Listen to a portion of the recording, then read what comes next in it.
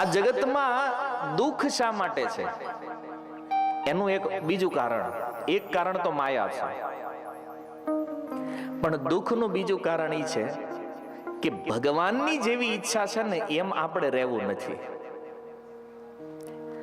આપણે આપણી ઈચ્છા પ્રમાણે રહેવું છે. દુઃખ એટલે છે કૃષ્ણની ઈચ્છામાં આપણી ઈચ્છાને જો સંમિલિત કરી દો તો પછી મોજ જ મોજ છે, દુઃખ નથી.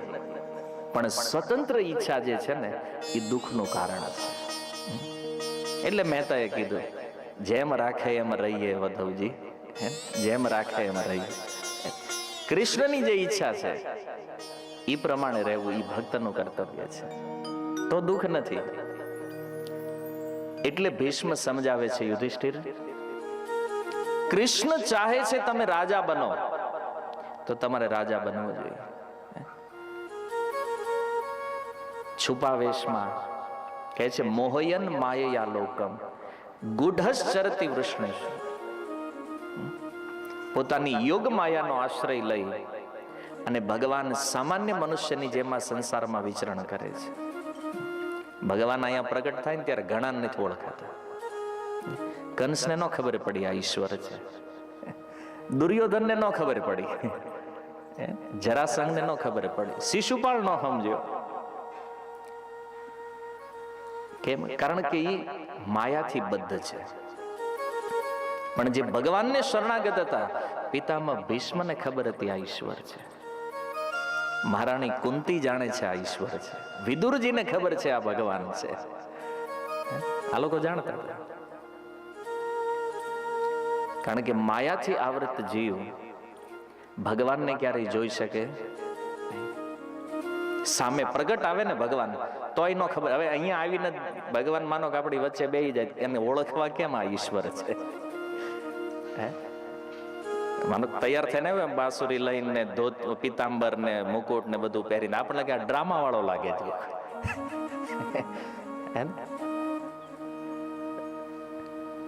પણ ભગવાનની ઓળખ થાય ભગવાનના લક્ષણોથી. ભગવાનની કૃપા જેને ભગવાન જેને ઓળખાવા માંગે ને એ જ વ્યક્તિ આ જગતમાં એને ઓળખી શકે. એની કૃપા થાય તો ઓળખાય. ભગવાન એકવાર કૃપા કરી દે કે ભાઈ આ વ્યક્તિ મને ઓળખી લે તો એ જ ઓળખીએ. બાકી હાવ નજીક હોય ને આપણી પાસે ખબર ન પડે. કથા એટલે સાંભળવાની છે કારણ કે કથા શું છે? કથા છે ભગવાનના નામ, રૂપ, ગુણ અને લીલાની ચર્ચા. તો ભગવાનના નામ, રૂપ, ગુણ, લીલાને જે જાણે છે, જે સમજે છે એ ભગવાનને ઓળખે છે. જેને શ્રવણ નથી કર્યું, જે સાંભળતા નથી, એ કેવી રીતે ઓળખશે ભગવાન? એટલા માટે કહે છે કે જ્યારે એ મનુષ્ય રૂપ લઈને આવે ત્યારે એકદમ પોતાના સ્વરૂપને છુપાવી દે છે ભગવાન. સામાન્ય મનુષ્યની જેમ કાર્ય કરે છે. અને એટલા માટે ક્યારેક ક્યારેક સામાન્ય લોકોના મનમાં સંદેહ થાય કે કૃષ્ણ ભગવાન છે. પોતાના બાળ મિત્રોનું જૂઠન ખાઈ રહ્યા હતા, બ્રહ્માજીના મનમાં સંદેહ થઈ ગયો. આ ઈશ્વર હોય કોઈનું એઠું ખાવા વાળો? કોઈની જૂઠી પ્લેટમાંથી આપણને ખાવાનું કે તો આપણે ન લઈએ. તો વિચારો કે ભગવાન સ્વયં કોઈનું જૂઠન ખાઈ રહ્યા છે. બ્રહ્માજીને ભ્રમ થઈ ગયો. અને ભગવાનની લીલા ને સ્વરૂપ એવું છે, મોટા મોટા દેવતાઓ ભ્રમિત થઈ જાય છે. હવે દેવતા ભ્રમિત થતા હોય તો પછી આ પૃથ્વી વાળા એમ કે ભાઈ કૃષ્ણ ઈશ્વર નથી, એમાં હું નવાઈ છે મોટી. ભાગવતના પ્રથમ શ્લોક કીધું મોહયંતી યત સૂરય. ભગવાનથી તો મોટા મોટા દેવતાઓ મોહિત રહે છે, નથી સમજી શકતા. તો આપણી જેવા લોકો માટે બહુ અઘરું છે. ક્યારેક ક્યારેક સંદેહ થઈ જાય કૃષ્ણ ભગવાન હશે કે નહીં હોય. પણ શાસ્ત્ર અને સાધુના પ્રમાણ દ્વારા એક ભરોસો તો કરવો પડશે ને, વિશ્વાસ. અને ભક્તિનું મૂળ છે શ્રદ્ધા. મહાપ્રભુ કહે છે શ્રદ્ધા શબ્દે વિશ્વાસ કહે સુદૃઢ નિશ્ચય. શ્રદ્ધા યદી નથી કોઈ વ્યક્તિને તો પછી એને તો આગળ વધવાનો કોઈ ચાન્સ જ નથી. કોઈ પણ વસ્તુ હોય, ભક્તિ હોય, વ્યાપાર હોય કે ભૌતિક કાર્ય હોય કે આધ્યાત્મિક કાર્ય હોય, શ્રદ્ધા હોવી જોઈએ. પિતામહ ભીષ્મએ કીધું આ ભગવાન છે, પણ યુધિષ્ઠિરને ભીષ્મ ઉપર શ્રદ્ધા તો હોવી જોઈએ ને કે આ દાદા બોલે એ પરફેક્ટ છે. શ્રદ્ધા જ ન હોત તો પછી તર્ક થાત ને આ કેવી રીતે ઈશ્વર છે. ભાઈ હમણાં થોડાક ટાઈમ પહેલા ગાયું જરાવતો હતો અને અત્યારે દ્વારકાની સીટ મળી ગઈ તો રાજા થઈ ગયો. અને આ તર્ક કોનો છે? શિશુપાલ. રાજસી સભામાં જ્યારે ભગવાનની અગ્ર પૂજા થઈ તો શિશુપાળે વાંધો ઉઠાવ્યો કે આની પૂજા શું કામ? અને પિતામહ ભીષ્મ ઈ સભામાં બેઠા હતા તો શિશુપાળે કીધું ભીષ્મની પૂજા કરવી જોઈએ ને, આની શું કામ કરો? હમણાં ગાયું ચારતો તો ઈ કે અને મહારાજ ઉગ્રસેન નું રાજ્ય લઈ લીધું ને રાજા બની ગયો છે. આનું નથી, આ રાજા નથી.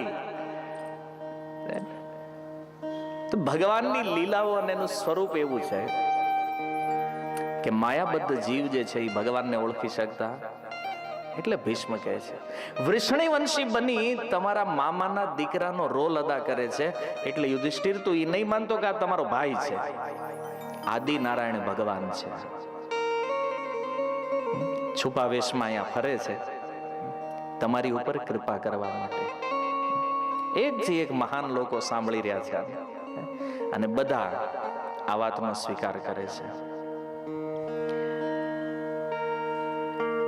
આ રીતે પિતામહ ભીષ્મ એક સિદ્ધાંત સ્થાપિત કર્યો કે કૃષ્ણના વિષયમાં બોલવું એને જોઈએ જે કૃષ્ણના વિષયમાં જાણે છે. જેને જાણકારી નથી એ બોલવા માંડે તો કેવું પછી થાય. અને આવા જ ઉટપટાંગ મતો આવ્યા છે ને સમાજમાં અત્યારે. કોઈ કહે છે ભગવાન, તો કે ઈ પેલો મત તો ઈ છે કે ભગવાન છે જ નહીં, આપણે છીએ જે છીએ. ઘણા લોકોનો મત છે હું ભગવાન ને તું ભગવાન, આપણે બધા ભગવાન છે. ઘણા લોકો ભગવાન છે પણ એનું કોઈ રૂપ નથી, એ નિરાકાર છે. આ બધા મત પ્રચલિત છે. પણ ભીષ્મ તો નહીં કે નિરાકાર છે. કેમ? કારણ સામે ઉભા છે. જે સામે છે ભગવાન એને કેમ કેવું કે નિરાકાર છે?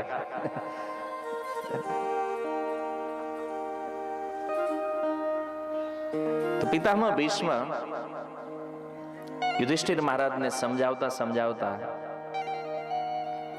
પોતાની ઉપર ભગવાનની કૃપાનું દર્શન કરે છે કે મારો અંતિમ સમય છે અને અંતિમ સમયે ભલે હું લડ્યો વિરોધ પક્ષમાં છતાં ભગવાન મને દર્શન આપવા આવ્યા છે. કાલે અહીંથી આપણે કથા અટકાવી હતી. મેં તમને કીધું હતું કે એ વિરોધ પક્ષમાં શું કામ લડે એની ચર્ચા કાલે કરશું આપણે. અને આ બહુ મોટો પ્રશ્ન છે કે આટલા મહાન ભગવાનના ભક્ત અને દુર્યોધનના પક્ષમાં રહીને લડ્યા. એક કારણ છે એનું કે ભીષ્મ ભગવાનના સૌથી મોટા શ્રેષ્ઠ ભક્ત છે. ભક્તનો એક જ સ્વભાવ છે ભગવાનની સેવા. દુર્યોધનના પક્ષમાં રહીને લડવું એ પણ કૃષ્ણની સેવા છે.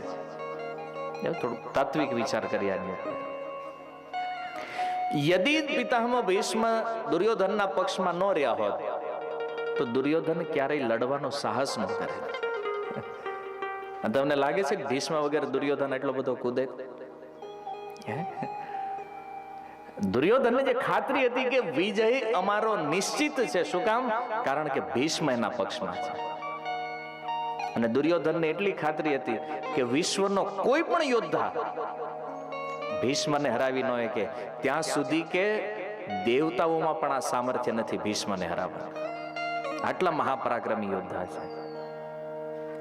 અને ઈ જેના પક્ષમાં હોય ઈ થોડો ઢીલો પડે. પછી પાક્કો નિર્ણય હતો કે વિજય મારો થઈ જશે. તો ભીષ્મનું સામેના પક્ષમાં રહેવું એ કૃષ્ણ સેવાર્થે છે.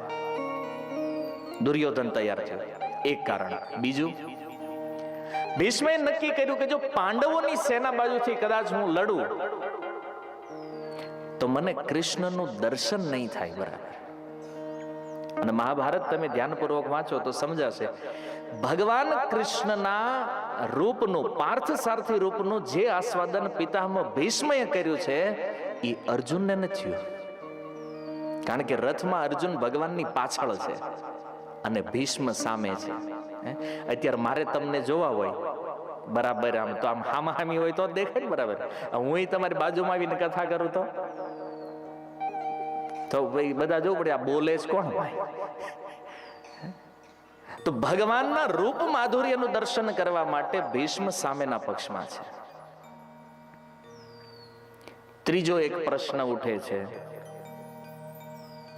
કે પાંડવો સાથે આટલો અન્યાય થયો છતાં ભીષ્મ ક્યારેય વિરોધ કેમ ન કર્યો? અન્યાય તો ભક્ત ક્યારેય સહન નહીં કરે, પણ ભીષ્મએ ક્યારેય વિરોધ ન કર્યો.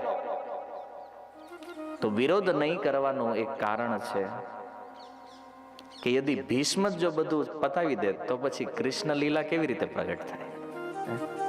ભગવાનની લીલા પ્રાગટ્ય, ભગવાનનું ભક્ત વાત્સલ્ય પ્રગટ કરવા માટે પિતામહ ભીષ્મ ચૂપ રહ્યા છે.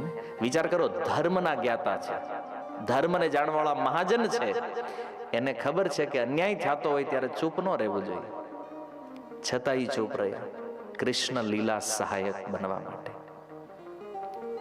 પિતામહ ભીષ્મ ચૂપ રહ્યા ત્યારે તો મહાભારત સુધી આવ્યો ને. બાકી એને જ પહેલા બધું સમાધાન કરી લીધું હોત તો આ લીલાઓ પ્રકટ ન થઈ હોત. અને લીલા પ્રગટ ન થઈ હોત તો ભગવાનના આ ગુણ સંસારમાં કેવી રીતે પ્રગટ થાય? આ મૂળ કારણ છે ભીષ્મનું વિપરીત પક્ષમાં રહેવું. આ ભક્તનો પક્ષ છે. પછી કોઈ સામાન્ય એક રાજનીતિના પક્ષથી યદિ જોવા માંગે તો એમાં ઘણા લોકો કહે છે કે ભાઈ દુર્યોધનનું અન્ન ખાધું ને એટલે પછી એની બાજુ રહેવું પડે. ભીષ્મએ દુર્યોધનનું અન્ન નથી ખાધું, આ દુર્યોધન એનું ખાઈ રહ્યો છે. હસ્તિનાપુરની ગાદી ભીષ્મએ ન છોડી હોત તો દુર્યોધન ક્યારેય રાજા ન બન્યો. તો ભીષ્મની કૃપા ઉપર બધા છે. ભીષ્મ કોઈની કૃપા ઉપર, ઈ કેવલ દ્વારકાધીશની કૃપા ઉપર છે, ભગવત કૃપા ઉપર છે.